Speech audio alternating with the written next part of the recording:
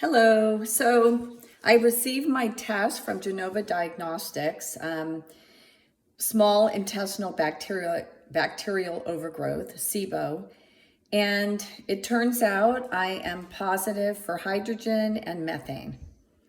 So I'm surprised because when I took the test, I thought this is just another dead end. I've had this stomach problem for years. I was diagnosed with GERD and the medication didn't really help. And over the 7 years, it just got worse and worse. But I had the endoscopy and they didn't really find anything but mild gastritis. So anyway, when my doctor suggested I take the small intestinal bacterial overgrowth or SIBO test, I just did not expect these results to come in. So basically, I will show you what my test looks like. Here is my test results, how they came in. It took me a while to understand how to read it, but basically if you look down here at the base, it says evaluation for hydrogen, and it says here that if it's expected value, it should be less than 20 ppms, and mine's 27. So I am positive for hydrogen. And if we look over here at methane, it's supposed to be less than 10 and mine's 11. So I'm also positive for methane. I contacted my doctor to find out what the next steps were. And he did confirm that I had both the hydrogen and methane SIBO, and he told me I should go on antibiotics for 2 weeks.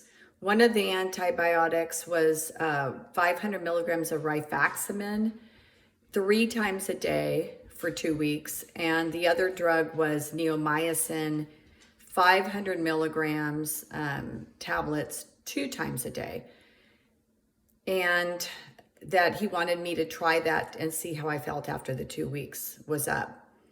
So he sent the prescription to my pharmacy. I went to pick up the prescription. Lo and behold, the neomycin was $5 and I did pick it up, but rifaximin was $800. And I couldn't believe it. And the pharmacist said, "I'm so sorry, but that's your 25% copayment. Your insurance is paying the other $2,400. And I couldn't believe it. I didn't pick up the medicine. I went home.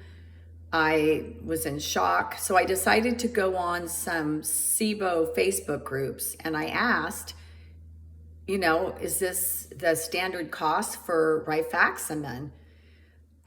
Is everyone having the same issue? And people said yes, and that they were purchasing this medication from Canada.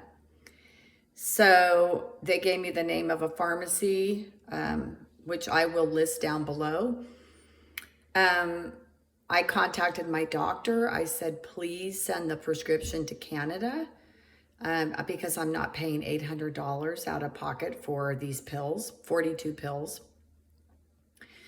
So he did send it to the pharmacy in Canada that I used, and they did contact me, and they are shipping me the medication. I have not received it yet. Now, from what I learned about this whole thing is that this drug was created. The company that created it sold the patent.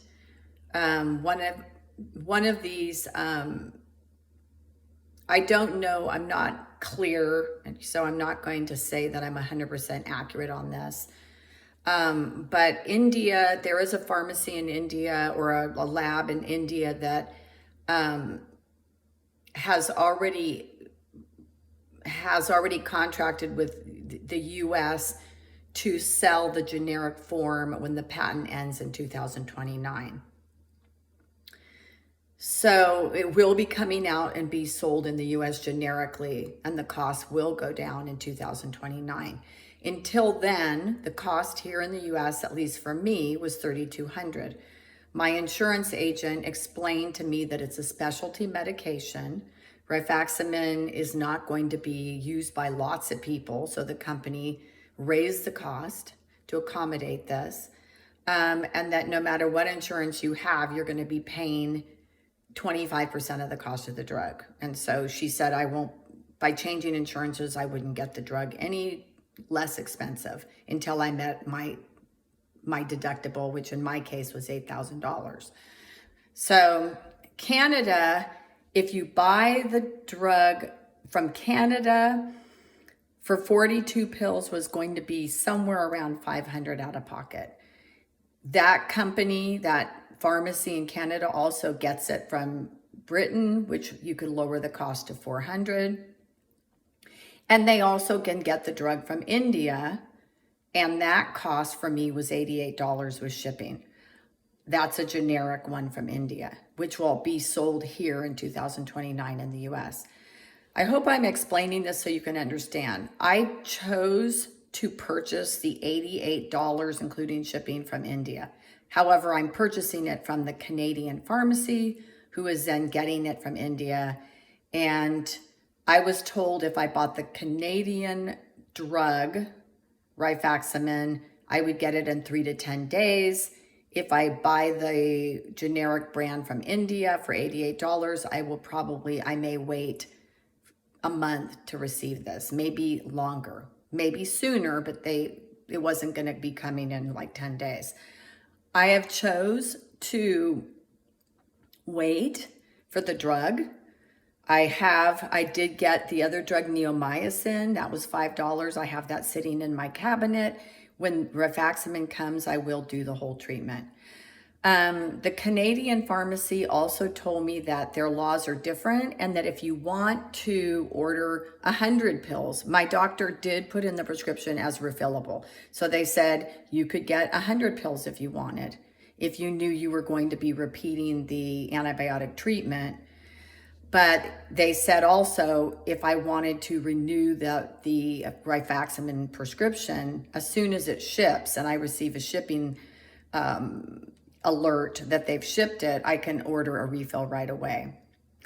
So therefore, I could have another 2 weeks sitting in my cabinet in case it doesn't work the first time and my doctor says I need to keep taking it.